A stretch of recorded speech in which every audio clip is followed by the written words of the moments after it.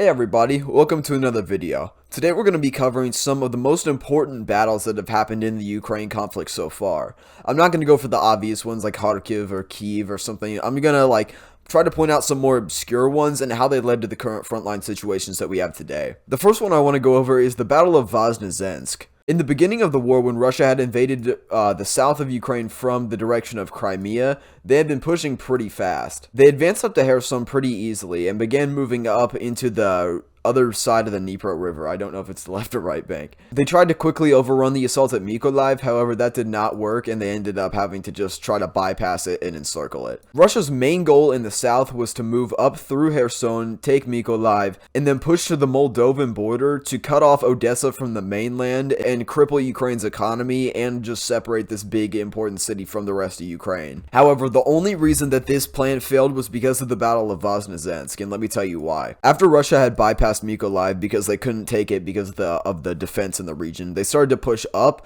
and there's a big river which I've heard called the Southern Bug River, and I'm not going to call it anything other than that even if I'm wrong, which is the main reason why Russia couldn't cross. They couldn't cross through Mykolaiv because there was still fighting going on there, and they needed a big city that would be able to transport a lot of tanks and equipment through it in order to do this big push they wanted to do by Odessa. They thought the best city for this would be Voznezhensk because it has a lot of highways going through it and it's overall just a nice central hub in the region. So on March 3rd, Russia advanced up to the city of Voznezhensk, but they were defeated by a pretty quickly thrown together group of Ukrainian soldiers, and they were forced to retreat back to some of the positions that they held before. And as they slowly began to push a bit further into Mykolaiv, they realized that they needed to cross and cut off Odessa before the Ukrainians could become fully organized. In about the second and third weeks of March, Ukraine was really able to get their stuff together and started to be able to fight back a lot better because they were more organized. I'm kind of diverging from the topic right now, but I just want to explain something about the early part of the war. The 5 reasons for Russia's retreat from the north was that their advances had completely stalled,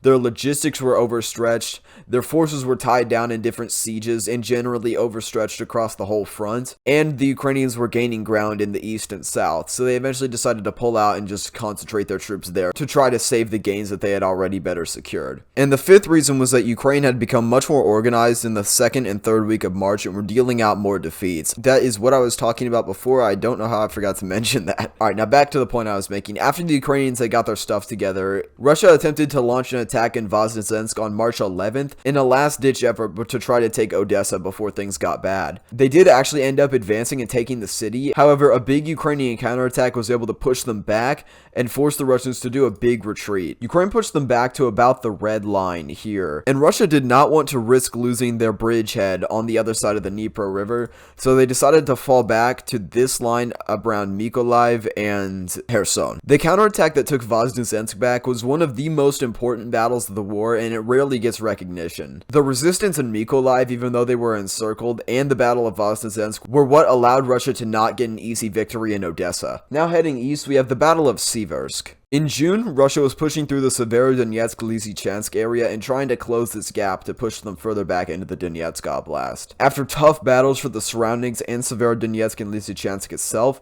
Russia took a 2-week-long operational pause that I'm going to talk about more in a video that I'll put out tomorrow. And then after that, their goal was to start attacking Siversk. This operational pause allowed Ukraine to set up better fortifications in this city, and the Russians underestimated how much time they would have to prepare. The Russian strategy of slowly grinding through cities and blowing up everything in their path finally stopped becoming effective after they exhausted their resources and Ukraine received HIMARS. In the Battle of Siversk, Ukraine was able to stop all Russian advances in and around the city. The defense here, and especially in Bakhmut too, which I'm going to talk about later, allowed a setup of the Kharkiv counterattack to happen. The lack of progress in Siversk was also a reason why Russia started to increase pressure in Liman and Bakhmut. Since the Ukrainian defense was way too strong in the Siversk pocket, they decided they just wanted to collapse it by going through Bakhmut and Liman. Russia still hasn't taken Bakhmut, and they lost Liman in the aftermath of the Kharkiv counterattack. So the defense of Siversk was a big component in saving Sloviansk and Kramatorsk from assaults. Here's one almost everyone was expecting.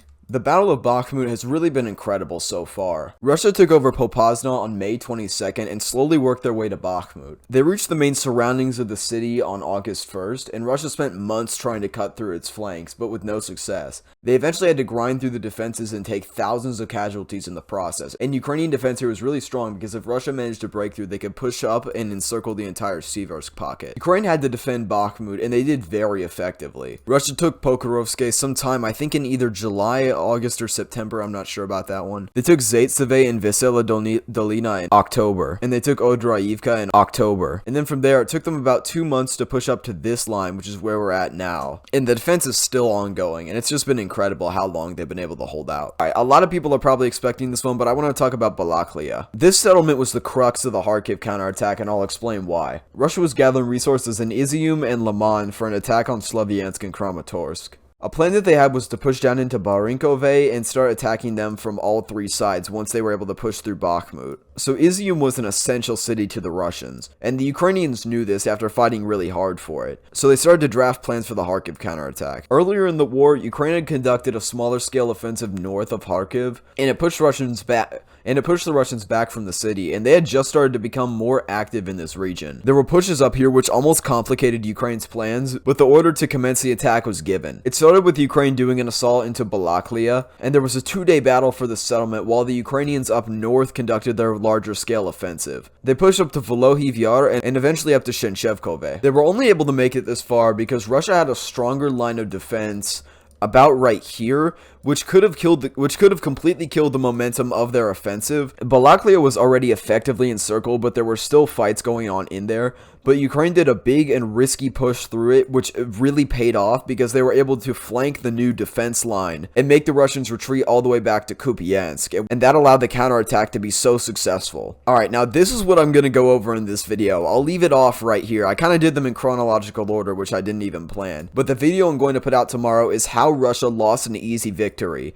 and that's mainly going to be observing the battles of Liman and Oskil, which were really important. So I'll leave you guys with that little cliffhanger, and hopefully you get excited for tomorrow. See you guys later. Thank you to my channel members Gene Helfrich, Stig Grun, Butleresque, David Appel, Delo Mathatas, Phil Martin, Robert Jenkins, Richard Quadri, Focus Pocus 100, Evan Shin, Rye Jones, Mr. Walkman, and a special thanks to my third tier members Astley C137, Joel Reindell, Mike Q, Joe Sauer, PG, JG Bashla, and Maxim Zavershinsky.